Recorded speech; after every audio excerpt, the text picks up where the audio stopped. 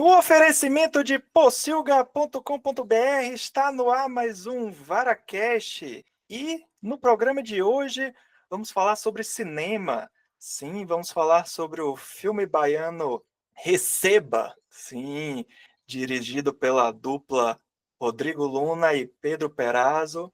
Os dois estão aqui no podcast para contar um pouco sobre a produção do filme e completando o meu time de convidados, também está ele, Renato Gaiarsa, que participou aí da... É montagem ou edição, Renato? Montagem, mas pode falar edição, não tem A gente problema. aceita, né? Então, muito bem, deixa eu apresentar cada um. Renato, aí você já falou aí, deu seu olá, você já participou aqui do VaraCast contando lá sobre o caso Evandro. É um prazer ter você de volta aqui no podcast. Muito tempo depois, né, cara? Parece que foi há 2 anos, mas foi o quê? 2020? 21? Foi na época do lançamento, né, do 2021, na época 2021. do lançamento da série. Parece que foi ontem, né, mas foi tipo no meio da pandemia o negócio. Exatamente, exatamente. E, Mas, enfim, não, mas prazer ser convidado e prazer imenso estar com esses dois aqui, cara. Nossa história é longuíssima e é do caralho sim, estarmos juntos aqui. sim, sim. E Luna, que também já esteve aqui no VaraCast, contando a história lá da Súbito. Até quero descer o olá e também me conte como está a Súbito ainda. Está em atividade, está em suspenso. Olá, tudo bem? Estamos aí, chegando na área. Mas feliz de estar aqui para poder falar do Receba. A Súbito está em suspenso. A Súbito, foi uma viagem de enveredar pelo caminho do podcast meu e da minha companheira Verena. Só que daí a vida real chegou e mostrou que é difícil se dedicar. E daí tá em suspenso, pode acontecer a qualquer momento. Um podcastzinho aí, quem sabe. Sim, sim. Eu produzi um podcast assim, né, no esquema aqui, tipo VaraCast, que é só chamar a galera para bater um papo, é mais tranquilo, mas tipo, o esquema que vocês faziam, que tinha um roteirinho, tinha que fazer uma produção mais caprichada, aí é complicado mesmo, mas estamos aí. Se precisar de algum apoio aí, mas vamos falar aqui hoje sobre. Admiro quem concilia várias coisas ao mesmo tempo. Eu fico brincando, dizendo que eu sou o maior podcaster da Bahia em quantidade de podcast, mas não em quantidade de público, mas em quantidade, porque tem aqui o Varacast, tem o podcast do Bahia Rock, então tem um monte de podcast.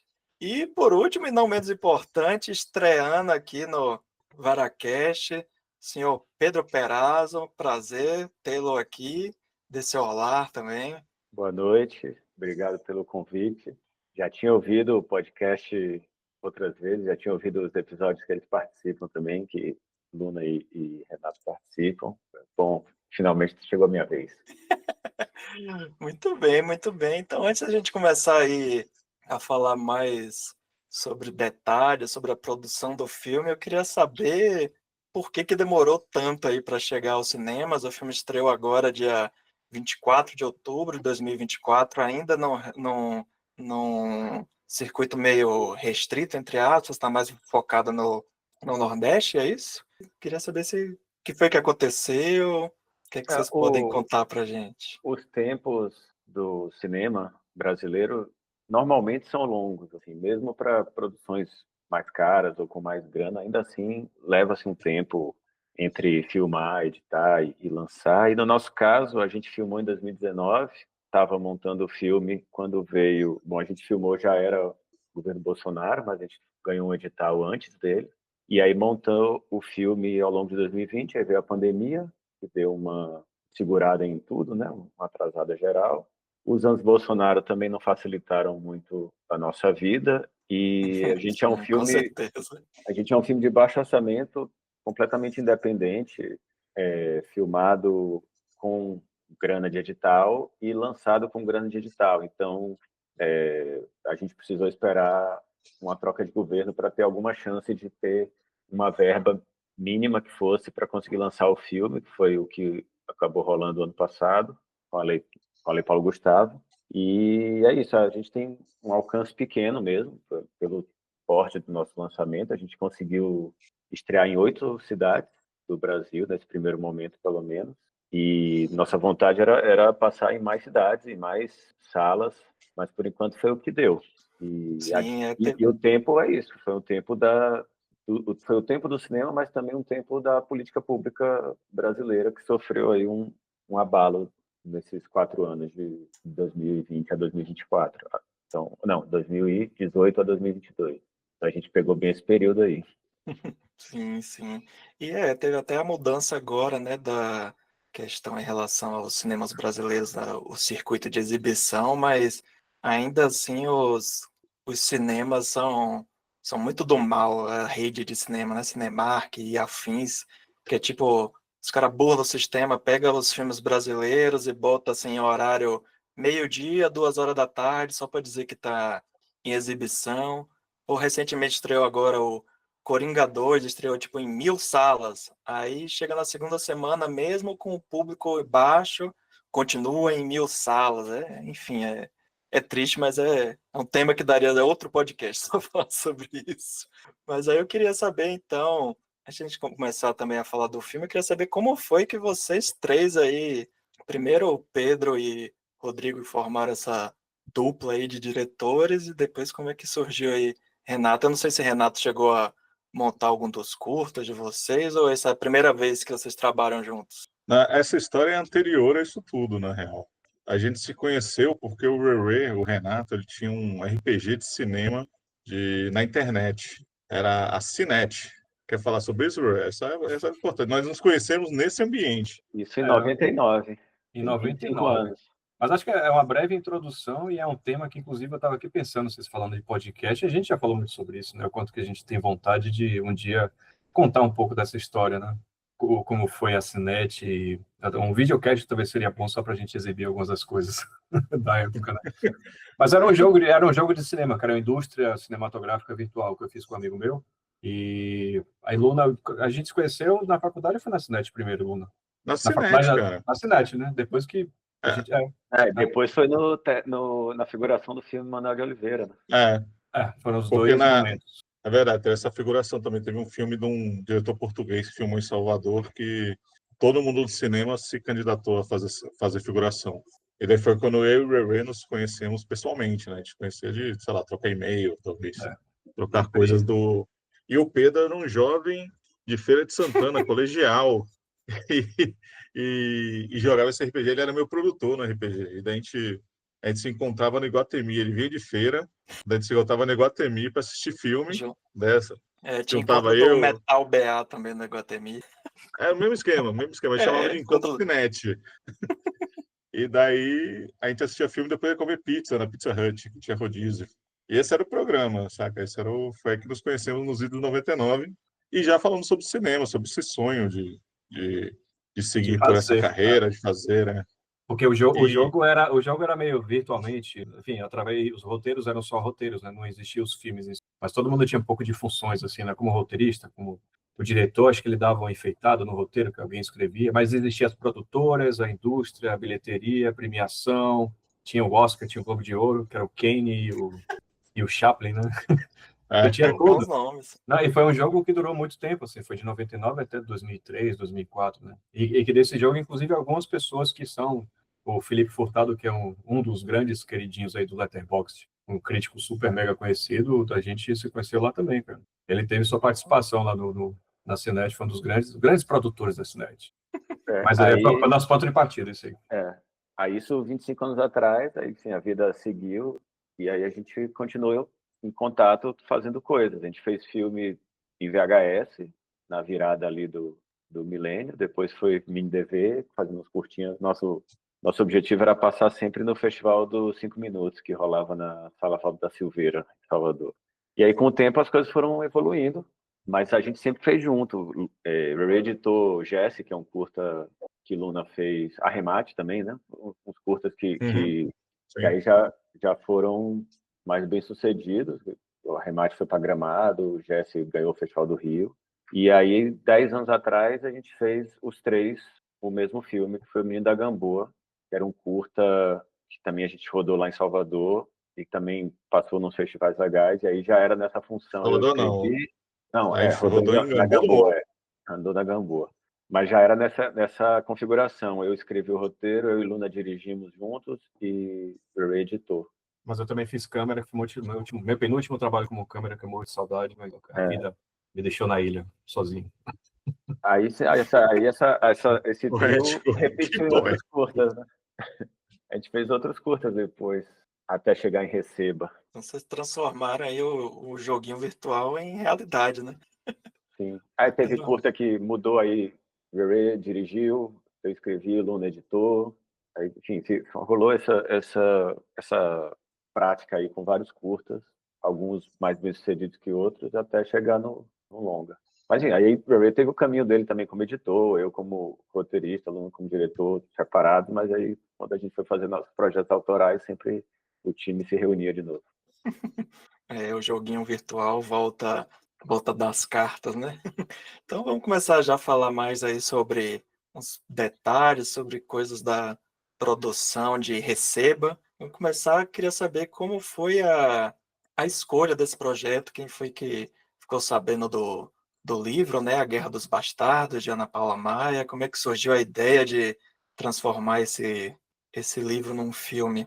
Esse livro eu li há muito tempo atrás, um pouco depois do lançamento dele, e já fiquei na cabeça que dava um filme, que era uma história que eu achava boa. Acho que na época mais novo, assim, até achava que o, o livro, quanto mais fiel a ele, ia sair um filme melhor. E com o passar do tempo, essa ideia foi se distanciando um pouco, mas foi lá por 2015, 2016, a gente estava fazendo um outro projeto juntos, eu e Luna, e o Ray estava também, que era uma pesquisa para um outro longa. A gente estava na Chapada Diamantina, foi quando acho que eu mostrei o primeiro argumento do que seria a adaptação desse livro para a Luna e para a Flávia, que é a produtora do filme. E aí eles gostaram, acharam que dava um filme ali, e aí surgiu o edital da Ancine e do FSA com a Secretaria de Cultura da Bahia, que chamava Arranjos Regionais, e a Ancine entrava com dinheiro e a Secretaria com outra parte do dinheiro. E aí foi o nosso objetivo, assim, né, para escrever o roteiro e botar no edital. Era esse edital era o nosso norte. Daí a gente ficou de suplente, aí passou um tempo, subiu a suplência, a gente ganhou. Aí já era 2018, talvez, acho que 2018. Mas foi, assim, da leitura até a filmagem deve ter rolado uns 10 anos entre as duas coisas. E aí deu tempo da gente discutir muito. Eu escrevia, mas Luna estava próximo o tempo todo do projeto desde o início. Então a gente trocava muita ideia e ia, ao mesmo tempo que refinando o roteiro, se distanciando do livro e aproximando mais da visão que a gente queria do filme, assim, tanto de história, né, do enredo, quanto da ambientação dele em Salvador, como é que a gente podia fazer aquela história se passava num outro lugar, jogar ela para Salvador de um jeito que parecesse autêntico. Onde é que o livro se passa? Ela não fala, assim, Não não fala. especifica qual lugar, mas dá a impressão de ser no Rio de Janeiro. Ela é carioca e aí dá a impressão de ser uma coisa que se passa ali na Lapa, no centro do Rio de Janeiro. Saquei. E você, quando estava. Que você, né, que assina o roteiro, você chegou a trocar uma ideia com a autora? Ela teve algum envolvimento? Ou vocês só compraram o Não, direito e pronto? foi só, foi só isso. O envolvimento foi só essa negociação dos direitos. Nem ela fez questão, acho que na época também ela estava sendo contratada pela Globo, então já estava também no outro lugar ali de trabalho, e aí não teve nenhuma relação com a adaptação, não. Eu nem sei se ela ia gostar, porque a gente mudou tanto do livro. Eu ia perguntar isso, se depois teve, ó, se ela deu algum, vocês tiveram algum feedback dela dizendo, ficou uma merda, ou não, gostei, preciso conhecer Salvador, sei lá. Pelo menos que tenha chegado até mim, não teve nenhum retorno, não. Mas eu, como roteirista, eu prefiro assim. Não que eu não queira que a pessoa o autor assista, mas eu prefiro a liberdade de Sim, adaptar da forma que eu quiser, sim, independente sim. se o autor do livro vai achar bom ou não. A gente tem Talvez o exemplo mais clássico disso, né, que é a adaptação de O Iluminado, né, de Stanley Kubrick, que Stephen King odeia, depois ele fez a própria versão dele, que é uma merda, mas, enfim, né, nem sempre uma pessoa que escreve um livro vai saber como adaptar ele pro cinema, né, mas isso também é um tema que daria para a gente fazer um outro podcast. Mas aí, quando vocês terminaram quando você terminou o roteiro, aí você juntou com Luna para começar a discutir, aí como é que surgiram, por exemplo, qual foi a primeira coisa depois de terminar o roteiro que vocês começaram a decidir? Foi, sei lá, a Não, escolha do elenco? as discussões com Luna eram anteriores ao roteiro, assim, desde o argumento, das Já tá, primeiras, já das então primeiras construções, assim. Eu dei contribuiu muito bastante. pitaco. Eu dei muito pitaco. Não escrevi nada, mas opinei muito. Porque a gente teve muito tempo, né? Acho que quando de subir a suplência, que foi final de 2017, a gente filmar, teve um ano com esse roteiro na mão e um orçamento que não aumentava, o aumento só diminuía, porque o Brasil de 2016 até 2019 mudou muito. Só para ter noção, a gasolina triplicou de preço nesse período. Sim, E isso sim. impacta completamente no orçamento do filme. É. Será, né, que aconteceu em 2016, né? É, exatamente. Mas daí a gente ficou nesse tempo, a gente ficou, porque o que a gente combinou, assim, era um combinado nosso, era que a gente não podia fazer e depois falar, ah, não, não teve dinheiro para fazer, por isso que comeu a bomba. Não, a gente queria fazer, a gente quis tomar decisões que tornassem a precariedade uma coisa positiva. Que solução criativa a gente tem para essa cena X que a gente não tem dinheiro para fazer? Ah, vamos mudar a cena, vamos ver o que é importante dessa cena, o que é o centro dela, para poder fazer, executar da melhor forma que a gente podia fazer. Então a gente pensou muito sobre essas soluções criativas para Sim, sim. não ficar um armengue, né? E É, esse edital que vocês ganharam para produzir o filme, eu não conheço tão a fundo, né, como funciona depois que ganha o edital. Eu sei que tem as regras, tipo, você tem X tempo, né, para captar os recursos e tal, mas fora isso, os outros patrocinadores, vocês conseguiram ter outras fontes ou o edital não permite que tenha outros tipos de financiamento? Eu nem sei se o edital permite, mas a gente não conseguiu, não. A gente Ah, nesse conseguiu caso alguns apoios de... era um fomento direto, né, do edital. Eles botavam o dinheiro, a gente não precisava ir, não era tipo Lei Rouanet, Lei do Audiovisual, que você tem que ir nas empresas captar. O dinheiro vem sim, sim, direto. que tem muito filme brasileiro, né? Que quando começa você vê, né? Tem um monte de patrocínio, e às vezes tem uns merchan que a galera nem disfarça, né? Tipo, peraí que eu vou atender meu telefone aqui, estão me ligando aqui da Claro, estão cobrando aqui a conta. Às vezes tem uns patrocínios meio tipo novela da Globo, que é bizarro. Mas aí quando vocês começaram depois que foram começar a ver a produção, o que é que veio primeiro? O elenco, locações, ou quando é que, por exemplo, quando é que Renato surgiu aí na história? O Renato já foi já depois do filme filmado, né? Acredito. Não, ele Mas estava desde o início também. acho que até na inscrição Foi? do projeto, né, já incluía A gente fazia. Já tinha que ter todo mundo, pelo menos os principais, né? Mas Mas ele ele, já estava. Ele até participou como figurante, ele foi no meio da filmagem para dar uma palhinha, assim, numa cena. ele já era um convite nosso desde sempre, assim, ele só não ia fazer se não quisesse. e não era, e não era nem questão de convite, né? Só aquela certeza de que a gente sempre vai acabar trabalhando junto, né? Eu acho que mesmo se tivesse no meio de muitos trabalhos, sabe, dava um jeito para... E essa coisa da amizade longa e de ter feito vários curtas, então chegar no primeiro longa, assim, de ficção, fazer junto, era uma coisa que a gente queria muito, assim, já era uma coisa que a gente estava ansioso que acontecesse, então já era muito natural que reunisse os três. Tanto é que é um filme que, assim, tipo, eu torço e fico acompanhando tudo como se fosse, não dos diretores, mas, assim, tô muito próximo, assim, da torcida pelo filme, vendo as críticas e tudo mais, que nem sempre, né? Quem está em outras funções acaba conseguindo acompanhar ou ter interesse, mas eu acho que pela nossa relação, os filmes individuais de cada um, acho que a gente sempre torce muito, está muito envolvido, né, com o outro. Sim, sim, com certeza, né? Essa relação de amizade, né? A gente que sempre quer ver o sucesso do outro, principalmente se for trazer mais jobs, então melhor ainda, né? Mas respondendo a sua pergunta, Ramon, quando começa tudo ao mesmo tempo agora.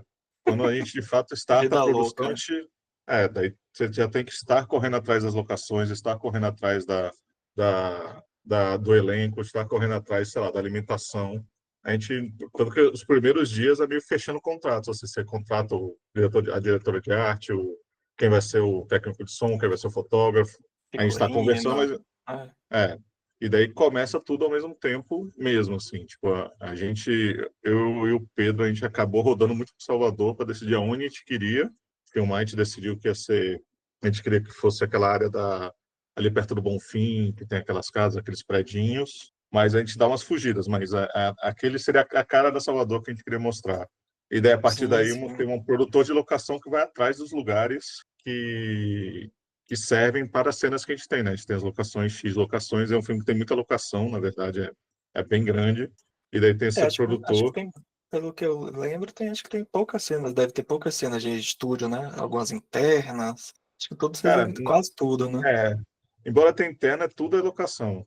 Até o que mais Sim. parece com estúdio é o teatro de dança, ali em Ondina, da faculdade de dança. A gente fez o teatro como se fosse um estúdio de gravação, de publicidade, de fit dance. Uhum. Mas daí é isso, daí é porque vira uma. A gente está sempre atrasado, está sempre com pouco tempo porque tem pouco dinheiro, daí a gente tem que otimizar ao máximo. E daí é uma batalha que começa do primeiro dia um já. E Você essas lembra quanto? mudanças, desculpa, Não, se eu só perguntar completando, se vocês lembram quantos dias foram de filmagem. foram 21, Ah, foi rápido. foram 4 É, semanas. a gente teve três meses de pré, que chama, né, de pré-valendo, assim. Tipo, 3 meses a gente começa todo dia no escritório, junta todo mundo, tá? Essas 21 dias, 21 diárias, e depois a edição durou anos, né? Porque teve a pandemia, teve tudo daí. É. E essas coisas que Luna estavam falando, de escolher a locação, tal, isso tudo impacta no roteiro também. A gente ia tendo que fazer alterações tanto no roteiro quanto na decupagem que a gente tinha imaginado. Então, dependendo da locação, ela facilitava uma certa maneira de decupar a cena que ia ser mais rápida ou atrapalhava, e a gente tinha que criar soluções. Então, até a hora de rodar, a gente estava ainda ajustando algum detalhe em algum momento. Sim, sim, eu imagino. É uma das coisas que mais me chamou a atenção no filme é justamente essa escolha das locações, porque quem é de Salvador, né, como é o meu caso, normalmente o que a gente espera, né, às vezes espera os clichês, né, que vai aparecer tipo Farol da Barra, não sei o quê, Elevador Lacerda, e o filme foge de todos esses clichês, mas para quem conhece a cidade, tipo, você mesmo que você nunca tenha estado exatamente naquele lugar onde foi filmado, mas você reconhece, sabe que aquele lugar ali é familiar, tipo, não, velho, isso é Salvador, não tem para onde correr. E eu acho que essa genuidade, né, que torna o filme verossímil, né, acho que eu acho mais bacana, tanto também o jeito de falar dos personagens, mas aproveitando esse gancho aí, Pedro, que você falou tem que ir adaptando, né, enquanto você está filmando, é que você também, quando você escreveu o roteiro e você também ia dirigir, o quanto de detalhe você já colocava no roteiro, assim, já pensando em ângulos, ou tentando detalhar já coisas das locações, ou até mesmo já pensando em coisas para passar depois para a montagem do filme. Se você costuma já colocar muita coisa desse tipo já no roteiro, você prefere deixar para quando for realmente começar a filmar, pensar nesses mais detalhes assim técnicos? Não, quando eu escrevo roteiro, mesmo nesse caso que eu já seria o diretor, que eu já sabia que eu seria o diretor, eu escrevo igual, assim, de como eu escrevo para outra pessoa. Continua, enfim, eu deixo as escolhas de direção para depois, assim. Uma coisa ou outra, quando você está escrevendo, dão a entender que é para ser filmado de determinada forma, sabe? No próprio texto você fala, sei lá, a mão pega tal coisa. Então já dá a entender que ali vai um close e tal, mas não é uma direção, não são comandos de direção muito evidentes, assim. Então, isso tudo foi definido depois, já com Luna e com o Matheus Rocha, que é o fotógrafo, que também participou bastante da decupagem. E a montagem aí é outra escrita, assim, porque Renato, acho que ele lê o roteiro antes e depois ele esquece do roteiro e vai montando. Sei lá, ele pode confirmar se eu tô falando errado, mas eu acho que ele não olha o roteiro na hora de montar. Isso inclusive, resultou em uma montagem paralela no filme que não estava previsto no roteiro e ficou muito, muito melhor do jeito que ele fez. Tem que ter um desapego também e no fim é o que fica melhor, né? Ganha o que fica melhor pro filme. Então, conte aí, Renato. Normalmente, quando você trabalha, que agora aqui em Receba você trabalhou com os amigos, aí o Pedro está dizendo aí que teve mais liberdade, mas normalmente você tem quanto você tem de liberdade e qual foi as orientações que você recebeu aí da dupla na hora de montar o filme, o Receba? Cara, acho que foi meio liberdade total. E, de fato, eu não sou muito apegado em roteiro, até porque, primeiro, quando se filma, às vezes algumas coisas mudam. Acho que o roteiro serve só para tirar dúvida, para... Até eu lembro que tinha uma questão cronológica que ficava voltando muito no roteiro e conversando com vocês. É uma das coisas que eu mais lembro, assim, da montagem. Tá, mas se o cara saiu tal hora... Porque em algum momento, inclusive, acho que tinha indicação no roteiro que apareceria lettering, né, acho que de mensagem de celular, para ver os horários e tal, e a gente meio que testou um pouco isso e depois, foda-se, desencanou total. Mas o roteiro serviria como pesquisa para coisas muito específicas que, se o material ficasse duvidoso, assim, putz, isso aqui é antes ou depois? Então, em geral, o material já conta o que é que precisa ser feito, né? Então, e como eles são grandes diretores e filmaram muito bem, muitos... E nesse caso, tem umas coisas que no roteiro parece que precisa quando você está lendo, e aí quando está na imagem, com imagem e som, já fica muito evidente, aí não precisa reiterar certas coisas. Então, esse negócio dos horários mesmo, na hora que estava lá com a imagem, com o som da rádio, aí essa rádio se repete em todos os momentos que o tempo volta, não precisava botar um reloginho lá indicando X horas antes, zero e tal. Então, essas coisas, na hora que você vê montado, de fato dá para prescindir do roteiro e funciona melhor até. É que outra coisa que normalmente fora do Brasil, né, principalmente nos Estados Unidos, quem tem direito a decidir, né, o corte final do filme são os produtores, né, mas aqui no Brasil normalmente são os próprios diretores, né, então eu acredito que vocês aí, com essa proximidade, estão na hora de decidir o corte final do filme. Aí eu já transformo numa pergunta: foi mais tranquilo ou essa proximidade acaba... Pô, mas você fez isso aí, ficou uma merda. Não faço, não, mas funciona assim. Não lembro se teve alguma vez que a gente discordou. Teve, é claro que são vários cortes, né? Ele faz um corte, a gente palpita, gosta de umas coisas, não gosta de outras. Teuba, o fotógrafo Matheus, ele participou também bastante na montagem, assim, foi um quarto elemento assim no nosso time.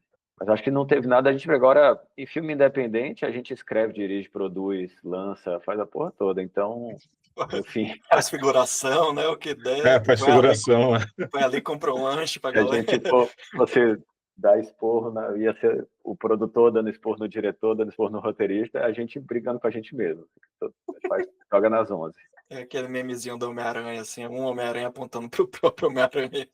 Exatamente. Então me contem mais aí, como foi a escolha do elenco, né? Que vocês tem muita gente que não tinha tanta experiência, talvez, no cinema, mas tinha a galera de TV, né? Como o grande Jackson Costa. Como é que foi a escolha desses atores principais? E do quanto vocês falaram, às vezes tem o diretor de elenco, coisas do tipo, mas como é filme independente, acredito que vocês também devem ter dado pitaco, dizendo, não, eu gostei mais de fulano, esse aí não. Como é que foi essa escolha do elenco? A gente não tinha um diretor de elenco, né? Uma das primeiras rubricas do orçamento que caiu foi preparação de elenco. A gente tinha uma preparação de elenco prevista, mas daí a primeira coisa que a gente economizou foi isso. E porque a gente tinha essa vontade de dirigir, de se botar nesse lugar de nós trabalhando com os atores para chegar no resultado. E uma coisa que a gente quis fazer era ter atores muito bons, por menor que fosse o papel. Então tem gente que são atores que eu admiro muito, que eu já conhecia tanto do teatro quanto do cinema, coisa e tal, para fazer o papel de uma cena. E dava até vergonha de convidá-lo. Não, eu queria que você fizesse aqui, mas o papel é esse aqui, tem uma página só de papel. Mas todo mundo topou, todo mundo veio, porque acho que curtiu fazer esse filme em Salvador desse jeito.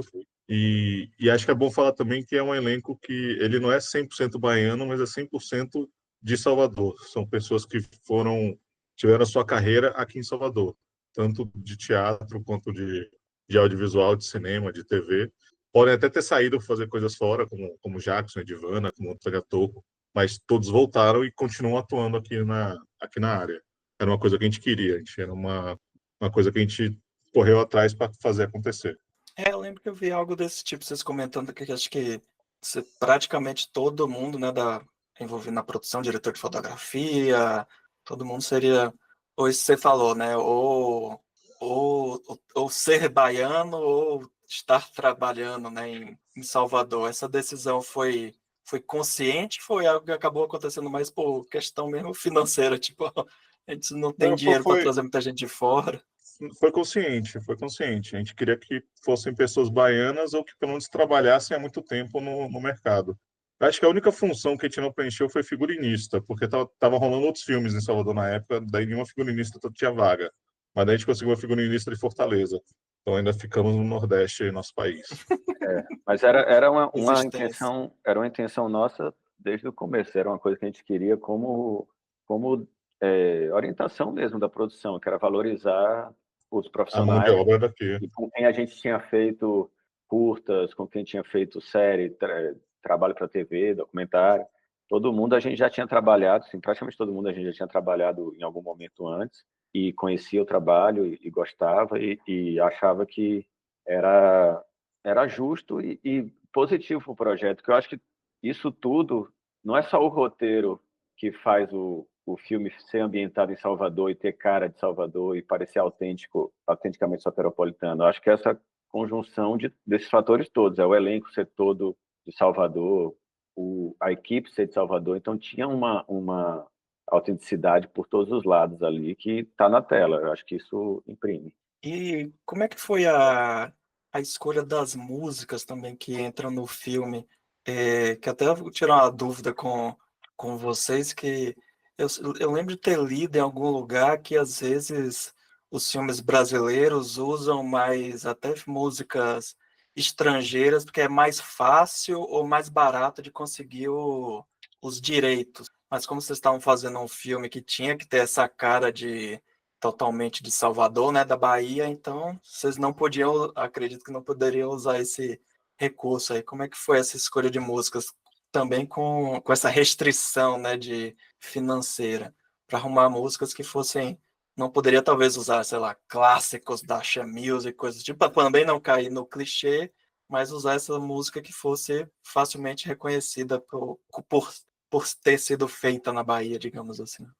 A gente tinha um orçamento muito, muito limitado para a trilha sonora. Então, a gente foi à caça não só de artistas contemporâneos de música Salvador, mas muita gente do mercado independente que a gente conseguisse um contato direto e conseguisse essa liberação de direitos ou por mais barato ou às vezes gratuito, porque a gente até pensou em algum momento que tinha lá um Léo Santana, uma Maria Bethânia, mas era inviável para a gente. Assim. E a gente não tinha acesso ao artista para tentar aquela paquera ali Aquela baianidade, né? Pô, na moral, faz aí era tudo na via parceria. editora, via produtora, via gravadora, então não tinha muito jogo, pelo menos a gente não tinha essa manha também, não conseguiu. Mas no fim, eu acho que foi desses casos de restrição orçamentária que jogam a favor. Assim, a gente, no fim, se voltou mais para os artistas independentes da cena atual, pelo menos que eram atuais naquele momento ali, 2020, 2021, eram novos. Então tem Afrocidade, tem Baco, tem vários artistas massa assim que foram super generosos com a gente para liberar as músicas. Daí a gente foi descobrindo uns nomes novos que a gente não conhecia, que não estavam no Spotify, que não tinham editora, assim, Conga Groove, que era uma banda naquela época super nova, e é uma das que a gente mais usou no trailer, usou nas cenas que a música toca alto. Então foi legal. E aí isso complementava com a trilha original, que foi Rony Jorge e André Martins que fizeram. E daí, quando a gente não conseguia mesmo, sei lá, Léo Santana, a gente queria uma pagodeira. Daí a gente chamou um amigo nosso, o Rafa Munhoz, para produzir uma pagodeira genérica. Daí também a gente precisava de um Electro Summer Hit, tá ligado? Ele produziu pra gente um Electro Summer Hit para uma certa cena. E daí, quando não tinha jeito mesmo, daí entrou uma banda minha do Peu, que é a Pancardite. Daí a gente emplacou 2 músicas. E daí, quando já não tinha dinheiro, não tinha mais nada, tinha um espaço, tinha que botar alguma coisa, daí a gente colocou a gente para tocar. Aí assumiu, tirou o chapeuzinho de diretor e botou o chapeuzinho de compositor de música. É isso. Filme BO independente, tem que atacar por todos os lados. E tem uma que acho que talvez seja uma das cenas mais marcantes do filme, que justamente envolve, até que você comentou aí agora, do uso da música alta e você não consegue ouvir o diálogo dos personagens. Qual é a música mesmo? Que eu até esqueci de comentar isso. É essa que a gente mandou fazer, que esse compositor amigo nosso, Rafa Munhoz, fez, que a gente precisava de uma música eletrônica, que o cara é meio playboy, botou o sonzão tunado lá no carro dele, e aí aí nesse caso era uma música internacional, e aí a gente não ia ter a menor condição de bancar, a gente pediu para ele compor uma música naquele estilo ali, meio techno, meio pista de dança, boate playboy, e ele fez, e aí a gente usou. Senão, o que eu ia comentar é que, felizmente, não estou em Salvador, né? Então, mas eu tive a sorte que, por causa da pandemia, né, em 2021 teve a exibição, né, do filme no festival online e eu consegui assistir o filme lá em 2021. Até escrevi o texto para possível, então minha memória é péssima. Eu até comentei antes da gravação que eu fui assistir o trailer para reler o que eu escrevi e lembrar de. Obviamente, não vou lembrar de tantos detalhes, mas tem muitas coisas que me marcaram. Eu até lembro que essa cena especificamente, acho que até depois eu comentei no WhatsApp com a esposa de Pedro, com Lila, que é minha amiga de longa data. Eu falei, cara, eu assisti o filme do seu marido, essa cena é genial. Ela falou, pô, acho que ela até falou alguma coisa assim que, não lembro que se tinha sido ela, alguém que deu a sugestão de fazer assim. E eu falei, não, ficou massa. De justamente deixar esse mistério, né, do que os personagens estão falando. Essa cena a gente criou na sala de ensaio, né? A gente nem chegou a escrever a cena. A rúbrica é tipo, Edgar dá uma dura em Giga. Aí no ensaio eles fizeram tão bem que no ensaio foi tão bom, foi tão engraçado que a gente incorporou. Sim, não, essa cena ficou hilária. E outra coisa que eu queria comentar também é sobre as influências, né? Que apesar de ser mesmo sendo um filme que você reconhece facilmente que é genuinamente baiano, mas acredito que tem muitas influências vindo de fora, né? Acho que no meu texto até citei, tipo, os filmes de Tarantino, o Danny Boyle, como Cova Rasa, Transporte, né? Que é esse filme o filme também do diretor do Guy Ritchie, tem essa influência do filme do crime, que você vai envolvendo vários personagens, várias pessoas, e tem aquele personagem que está na hora errada, no lugar errado, que se mete nas piores roubadas. Eu queria saber um pouco da influência de vocês, tanto quanto diretores e mais pensando especificamente nesse filme. A gente sempre quis fazer um filme de gênero, né? Fazer um filme policial, um filme de crime. Então a gente bebe muito de cinema hollywoodiano nesse sentido. Tem um filme baiano dos anos 60, começo dos anos 60, acho, final dos 50, que chama Tocaia no Asfalto, que também era uma tentativa da época de fazer um filme de gênero em Salvador, de crime, e ele também bebia das fontes do cinema noir dos anos 40, e aí a gente meio que atualiza um pouco as referências agora para os nossos tempos, e aí, dentro desse universo de filme de crime, o nosso alvo maior era Fargo, dos irmãos Coen. A gente gosta dessa coisa do crime, mas meio patético, assim, os personagens são meio otários e as cenas são engraçadas do ponto do absurdo, assim, sabe? O pezinho saindo do moedor de carne, que é uma parada brutal, mas ao mesmo tempo é engraçado na cena, assim, vai para esse lugar de arrancar o humor de umas situações meio absurdas de uns personagens mais patéticos. Então, Fargo era uma referência grande para gente, mas até pela nossa própria cultura cinematográfica é muito visível também que possa vir Tarantino, que possa vir até nessa coisa da divisão em blocos, de tempos e tal. É uma associação que eu acho muito plausível ser feita, mas o nosso alvo maior sempre foi os irmãos Coen, assim, pelo menos os primeiros filmes dele, assim, Gosto de Sangue, Fargo. Você, Luna. Eu acho que é isso aí, porque a gente fez um cineclube mesmo, a gente estudou os irmãos Coen, a gente assistiu alguns filmes dele para pegar como referência mesmo, para pensar esse humor absurdo desses personagens que são mais espertos do que do que são de verdade. Se acham mais espertos do que são de verdade. E a coisa da cidade também, né? Que o Fargo usa a cidade para dentro da ambientação toda de um jeito muito específico, e a gente queria fazer parecido com Salvador. Sim, sim. E como é que tá sendo aí depois de tanto tempo, finalmente lançar o filme no cinema, ver? Acredito também, acho que Pedro não teve oportunidade, mas Luna assistiu o filme no cinema, né? Não sei se Pedro teve essa Eu vi, oportunidade. eu fui nos festivais, né? Que a gente passou em alguns Hum. festivais em 2021, 22, mas eu fui na pré-estreia que a gente fez lá em Salvador, no dia 20, uns dias antes da estreia oficial nos cinemas. A gente fez uma pré-estreia lá em Salvador, no Cine Glober Rocha, que foi massa. Ah, essa você foi.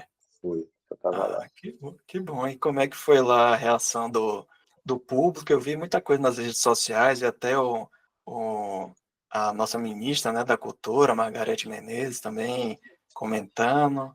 Como é que foi a reação do público no cinema? Eu acho que quando a galera assiste, bate bem, assim. A galera, pelo menos aqui em Salvador, principalmente, né? Foi onde eu mais vi, né? Eu vi mais sessões aqui em Salvador. A galera reage muito bem. Tipo, reage. Onde a gente acha que a galera vai dar risada, a galera dá risada. Onde acha que vai ter um, uma. Prender a respiração, você sente as pessoas prendendo a respiração. Daí, porque é isso, o filme a gente faz, a gente acredita muito quando está fazendo, que a gente está nesse caminho, tá indo, você ficou um tempo na ilha de edição, botando tudo junto, mas eu acho que só funciona mesmo na hora que vai para a tela com o público e vira aquela sessão viva, porque É, aí foi um, é uma experiência, ver no cinema é uma experiência muito muito especial, assim, pra gente muito por ter feito e estar lançando um filme, mas como espectador mesmo, assim, o filme tem um trabalho de som muito legal que foi Napoleão Cunha que fez, que é muito dá uma força assim, não para a tela grande e tudo, mas o sistema de som de uma sala de cinema com o trabalho de som que o filme tem, eu acho que dá um impacto massa, assim. A gente até ganhou o prêmio de melhor som do Cine Ceará, do Cine Ceará não, do CinePE, que foi um reconhecimento legal, porque eu acho muito bom. E lá em Salvador, nas sessões, até agora que o filme estreou, que não é só gente conhecida que está indo, né, como na pré-estreia, que tem mais esse caráter mais festivo, mas agora que está em cartaz, a gente fica acompanhando tantas críticas que saem nos jornais, já saíram algumas resenhas em sites, nos jornais, quanto no Letterboxd da vida, que as pessoas às vezes dão as estrelas e comentam, é sempre favorável, assim, os comentários. Em Salvador tá batendo muito bem. Isso, para a gente, deixa a gente bem satisfeito, porque era uma das coisas que a gente queria, que era essa autenticidade de Salvador, sem ser clichê, sem ser estereotipada. Eu acho que a gente conseguiu. E e agora, depois tem, desse... Ah, pode falar, Luna. não, e tem um gosto de sonho também, né? De sonho de ter conseguido botar um filme em cartaz numa sala comercial para você poder ir lá comprar seu ingresso e assistir o filme depois e comer rodízio de pizza, saca? Tem esse, É, tem esse lado também que é massa, que é muito total. massa. São várias sensações, assim, né? Tem a euforia quando você ganha o edital, aí tem todo o perrengue de fato fazer, aí tem o alívio quando termina de gravar, daí tem a edição, e aí quando fica pronto, aquela angústia, pô, será que prestou? A gente começa a pensar em tudo que podia ter feito e fez, e tudo que faria diferente. E aí quando, enfim, estreia, não tem mais o que fazer, é isso. E aí quando as reações são positivas, um sentimento muito bom, assim. Então, aquele sonho de 25 anos atrás, da gente ir ao cinema e tinha lá os pôsteres dos filmes que a gente queria ver, agora é o nosso que está ali na entrada da sala, tal. Isso tudo é bem emocionante. Sim, sim. Já pensando, já que o filme começou a ser exibido lá em 2021, né? Já tá pensando na versão do diretor aí com 10, 20 minutos a mais. Pô, se eu tivesse mais dinheiro para efeitos visuais, virar um Ridley Scott, uma galera dessa que gosta de ficar, Zack Snyder, ficar lançando a versão. Queria poder ter filmado tanto quanto essa galera para ter tanto material de fora, assim. A gente foi bem justo, foi bem na risca. Assim. Calculadinho, que a gente tinha esses 21 dias aí, nem um dia a mais, nem uma hora a mais, tinha que caber todo esse tempo. Muito bem. E agora, depois desse lançamento aí, ainda que em poucas salas, quais os próximos planos? Já tem, assim, alguma previsão de tentar lançar em outras cidades? Ou talvez já começar a pensar na próxima etapa, né? Começa a ver se pode colocar em algum streaming ou em VOD, né? Em vida on demand, para alugar. Como é que tá essa janela aí de lançamentos? Agora a gente vai fechar ainda a primeira semana, né, em cartaz, então a expectativa da gente é virar mais uma semana, pelo menos em algumas cidades, tentar encontrar a sala em outras cidades que a gente não entrou na primeira, mas depois o caminho natural é esse, é ir para aluguel, compra desses serviços online e eventualmente entrar em algum streaming, alguma plataforma de streaming. Pelo menos esse é o caminho natural das coisas que a gente espera que aconteça com Receba. Sim, sim, é que, infelizmente, né, tem muita gente também que já, especialmente depois da pandemia, né, tudo bem que esse movimento já vinha antes, né, por causa de streaming, as pessoas estão indo menos no cinema, né, o cinema também é caro, né, infelizmente é uma coisa meio elitista, né, então acaba que quem vai para o cinema é realmente quem gosta mesmo de cinema, então às vezes muitos filmes só depois, quando tem esses lançamentos em alguma plataforma, principalmente se for alguma das mais populares, tipo Netflix ou algo do tipo, que aí você consegue ter um alcance maior, mas ao mesmo tempo também, não que eu acho que seja quando vocês ganharem edital, coisa do tipo, de ter um retorno financeiro, mas de ter esse retorno do alcance, acho que também é bacana, né? A gente tentou algumas medidas para driblar um pouco essa dificuldade de levar a gente ao cinema, em especial o cinema brasileiro. Então, a gente fez lá em Salvador uma parceria com o Bahia, o Esporte Clube Bahia, que aí sócio do Bahia paga meia entrada. Então, a gente consegue uma divulgação dentro dessa massa de torcedores ali, que o Bahia tem 70 mil, 80 mil sócios. Então, é uma tentativa de trazer um público que normalmente não iria, ainda mais nos cinemas que a gente põe, que são cinemas de um público mais restrito, mais salas menores e tal. Então, é uma tentativa nossa de aumentar a nossa base. Enfim, todo um trabalho de mobilização, mas isso mais em Salvador, que é onde a gente tem mais braço mesmo para conseguir mexer e movimentar as coisas. Mas eu espero que a gente consiga entrar num desses streamings maiores que tem mais possibilidade das pessoas assistirem, porque é isso que você falou, assim, a gente não tem expectativa de um retorno financeiro substancial, é mais uma vontade de que o filme seja visto. Meu sonho era passar na TV aberta, assim, eu acho que o filme super se comunica bem com um grande público, assim, eu acho que meu sonho era passar na TV aberta, não sei se a gente um dia vai ter condição. Se conseguisse pelo menos, talvez uma exibição aí, né, tipo na TV Bahia, alguma coisa assim, já seria um grande feito. Alô, tela quente, estamos aí querendo. Alô, Globo Filmes, né? Estamos aí, facinho. Tá facinho, tá facinho. Sim, com certeza. E, não, por último aí, eu não sei se vocês queiram também alguma coisa que eu deixei passar, alguma historinha, alguma coisa interessante que vocês queiram contar. Queria saber também de projetos futuros de vocês, se já tem algo em vista de uma nova parceria de de direção, ou por enquanto cada um segue na sua, Pedro escrevendo roteiro, Luna dirigindo uma coisinha ou outra? Como é que está aí no futuro de vocês? Não, a gente sempre tá correndo atrás de jobs. Os jobs sempre são importantes, tá cada um no seu corre. Mas a gente já tem uma parceria. A gente tem um projeto que é o Animal Empalhado, que é um argumento europeu, mas eu também estou escrevendo esse. Também agora não só estou dando pitaco, também estou digitando Olha aí, coisas. É, mas, comprou mas é, comprou um computador, né? Agora vai poder ajudar.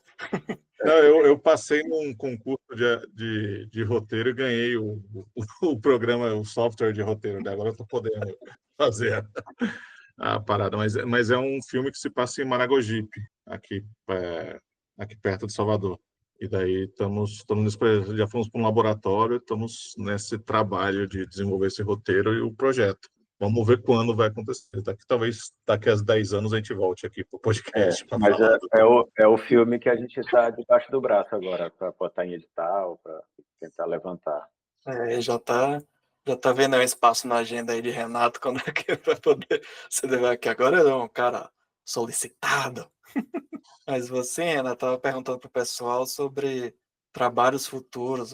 Você falou aí em off do que você está trabalhando, o que você pode contar aí que tá aí, ou que está nas suas mãos, ou que futuramente estará nas suas mãos, na Ah, sua... Em primeiro lugar, acho que minha filha, né? Porque eu sumi da entrevista por causa disso. E quem me solicita mais é ela, mas... Não, tem muita coisa para ser lançada, né? Tem a série do Raul Seixas, que já está pronta, mas vão lançar só no que vem, e que está bem legal, é, exceto prováveis reclamações sobre o sotaque baiano, do ator que não é baiano, mas faz parte. Que nem o Houve um filme de Gal esforço, Costa, né? houve um esforço, mas assim, mas no geral é uma série bem legal, cara. Tá com assim, tipo, muita coisa de Raul, muitas músicas, muitas apresentações, então tem muita coisa legal. Mas é isso, eu comecei a segunda temporada do Cangaço agora, e eu acho que só.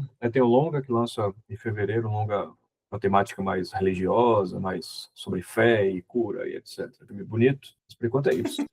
Mas quando existe um planejamento de produção dos caras, claro que o último foi Receba, né, tem bastante tempo, né, sempre é uma questão de tipo arranjar espaço entre os outros trabalhos para fazer de qualquer forma, assim, não é? Você vê pelo andamento das coisas que os nossos convites não são de uma hora para outra, né? Tem tempo. É sempre planejado, etc. Não tem como tem. Se ganhar um edital, daqui que entre o dinheiro e daqui que a gente começa a fazer e a filmar, você teve tempo aí de fazer umas 4 séries. Coisa, dá sempre para encaixar ou avisar os trabalhos, vou começar um pouco antes, um pouco depois, por causa disso. Então, a gente vai acabar trabalhando junto com certeza. Então, já que você voltou agora, tava, como você falou, aí sumido, então aproveite aí para... A gente já está quase chegando aí nos finalmente, no encerramento. Conte aí um pouco como é que foi a experiência de editar, que já tem um tempo, né, que a gente comentou aqui na entrevista, né, o filme foi lançado em festivais, coisas do tipo em 2021, agora que está tendo o lançamento, mas quais suas memórias aí Cara, de acho montar que o filme e o quanto você acha que conseguiu influenciar aí positivamente no filme?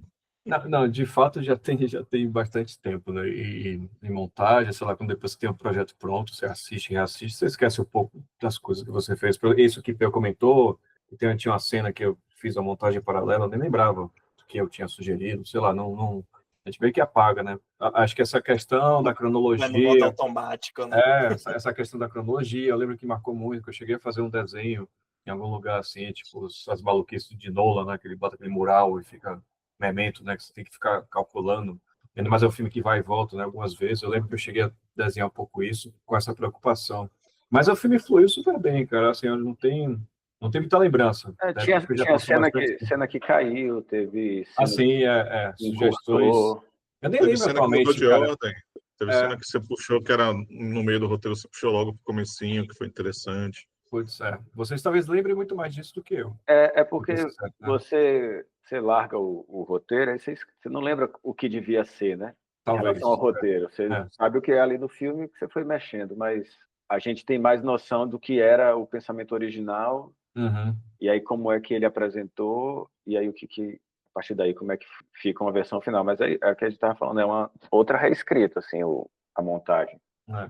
Mas teve toda a parte legal assim de trabalhar com os sons, teve muita coisa que o Napa enfim, que fez o som do filme, né, que ele captou.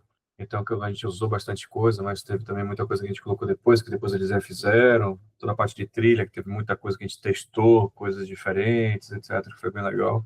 Mas, no geral, assim, fluiu bem. Aquela coisa que não foi um... Quando não é um Tropa de Elite, que você tem que mudar o protagonista, é porque tudo flui bem. Então, foi um pouco nessa vibe aí. E a sensação super feliz, assim, né, de saber que era, sabe, o primeiro longa deles, e nosso, né, como um todo, assim, da gente estar finalmente finalmente chegando lá, né? Mas foi isso aí, foi extremamente positivo. E aproveitando aí também, você dá mais trabalho, você acha que é mais complicado editar ou montar filme ou série? Ou você não Cara, vê muita diferença? Porque às vezes a série você pega só um, dois, três episódios, você não tipo, cara, pega tudo para. depende do... Que eu sei que na TV, às vezes, pelo fato de ter volume maior, né, de imagens, de coisas para fazer, que, por exemplo, eu estava não é especificamente da área de vocês, mas eu estava vendo, por exemplo, uma entrevista de Danny Elfman, que faz as trilhas de Tim Burton. Aí ele trabalhou pela primeira vez mesmo fazendo trilha de TV na série Wandinha. Aí ele trabalhou em parceria com outro cara que já era mais já acostumado a fazer seriados, então, tipo, acho que são 8 episódios, ele fez 4, o cara fez 4. Aí, tipo assim, quando acabou o primeiro episódio, eu já tava tipo, beleza, acabou, já fiz todo o trabalho, meio que agora é copia e cola, sei lá, tá tudo tranquilo. E o cara, não, meu, ainda tem mais 7 episódios. Ele, porra, velho, como é que você consegue fazer isso, tipo, em 3 meses, sendo que em 3 meses eu faço uma trilha sonora de um filme de 2 horas, sacou? Mas acho que varia muito, assim. Eu só peguei longas de baixo orçamento, filmes mais independentes. Teve Homem Livre, que foi um filme que foi o roteiro de Perazzo, que eu fiz o primeiro corte, o diretor depois também acabou assumindo a montagem. Esse longa que eu falei também é super independente, a gente montou em 7 semanas.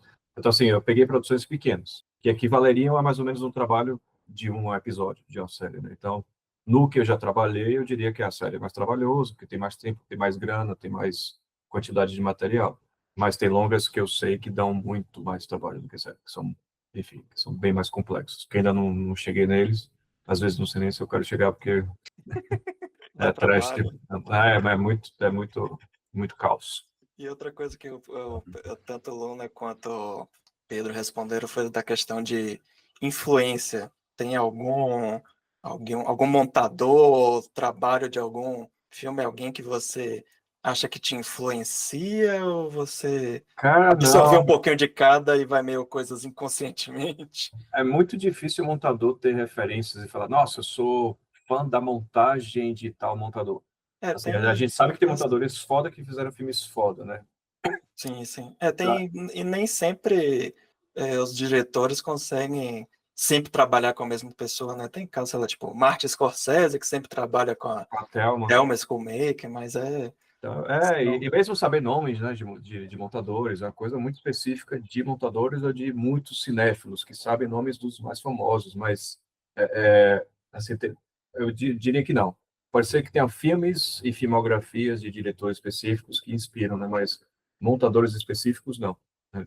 Não. É difícil. E é difícil achar assinatura de montador, né? Porque às vezes é uma coisa, você não sabe se é do diretor, se é do montador e tal. Eu sim, diria sim. que não. Houve outra coisa que a gente comentou aqui também, que às vezes é o produtor, né? Que principalmente nos filmes americanos, é o produtor que tem direito ao corte final, então no final das contas o montador é só tipo meio que um peão de obra, né? É um resolvedor de problemas, né? Precisa Uhum. encurtar, precisa mudar de lugar, precisa mudar narrador, tipo, foi o Tropa de Elite, né? Vou ver de novo o exemplo, porque é exemplo Sim, é um dos normal. mais famosos, né? Teve recentemente que, por exemplo, no Oscar são os indicados, né? Por exemplo, os atores, aí são escolhidos pelo sindicato dos atores, fotografia pelo sindicato, e no caso da montagem também é o próprio sindicato. E aí teve, por exemplo, o filme lá do Queen, né? O Bohemian Rhapsody, que o cara foi indicado, ganhou, e eu vi muita gente reclamando da montagem. Então, tipo, às vezes você vê, tipo, o próprio sindicato que é da área não sabe escolher o negócio. Então É, você vê o é, quanto é E no É caso desse realmente filme um negócio bem específico, específico. no caso desse filme específico, tem toda a história, que foi toda a influência dos caras da banda, com o produtor, com o diretor, foi É uma o coisa meio Brian, caótica. o Brian Singer depois foi apagado, né? Tipo, o filme foi Exato. indicado, não sei o quê, e ninguém agradece a ele, porque ele É. teve lá as tretas dele, enfim, não vamos entrar nesse mérito.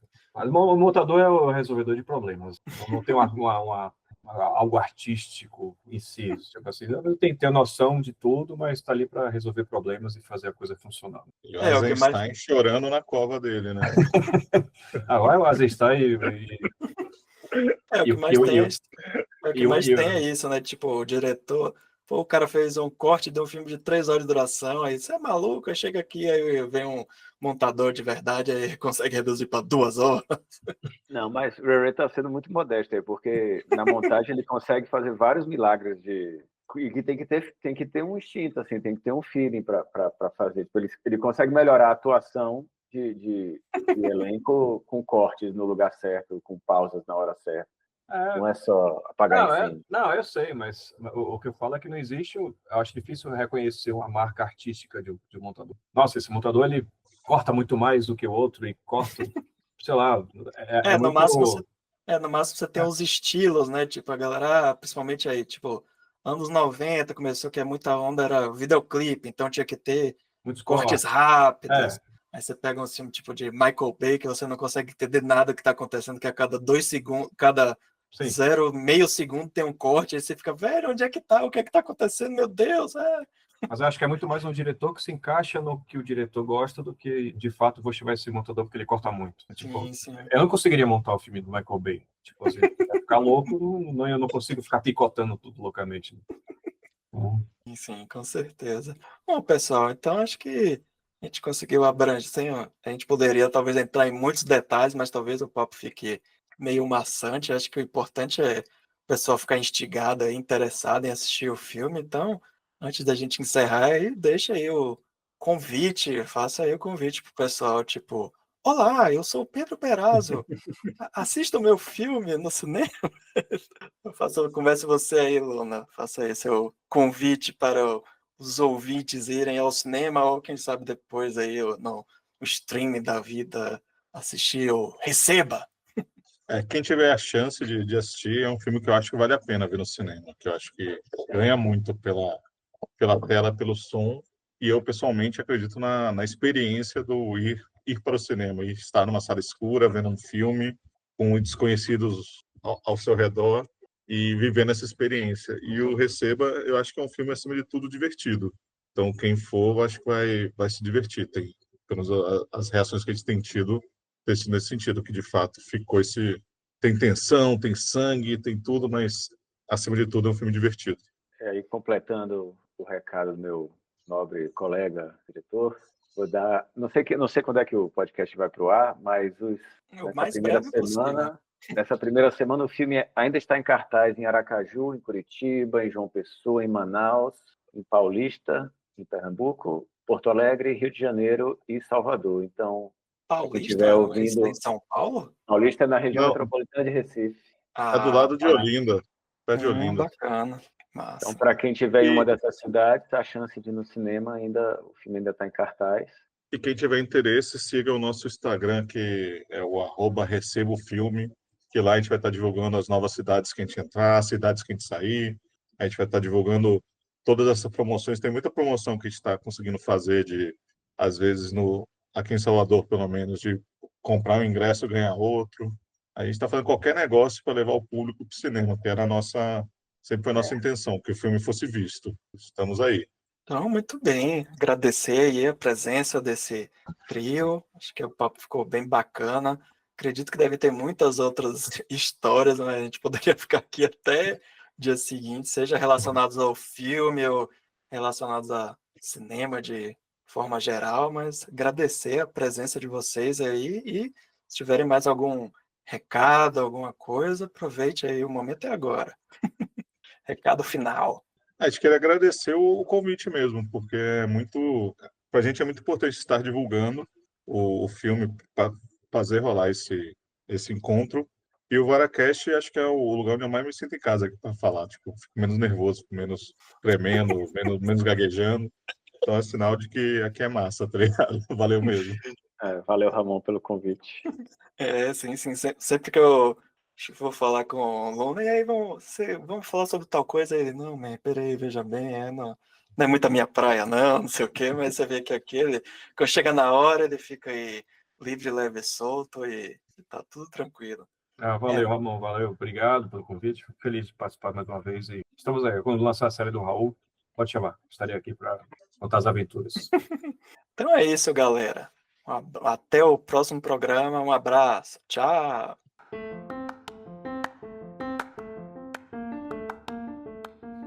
VaraCast é um oferecimento da rede Pocilga de podcasts. O nosso site é o pocilga.com.br. Nossas redes sociais, Twitter, Instagram e Facebook estão como The Pocilga, THE Pocilga. Nosso e-mail é o contato@pocilga.com.br. Ouça também nossos outros podcasts como Suco de Umbives e o Radiola Torresmo Drops. Por último, e não menos importante, não se assustem e tenham calma. Vara está para porcos, assim como a alcateia está para lobos.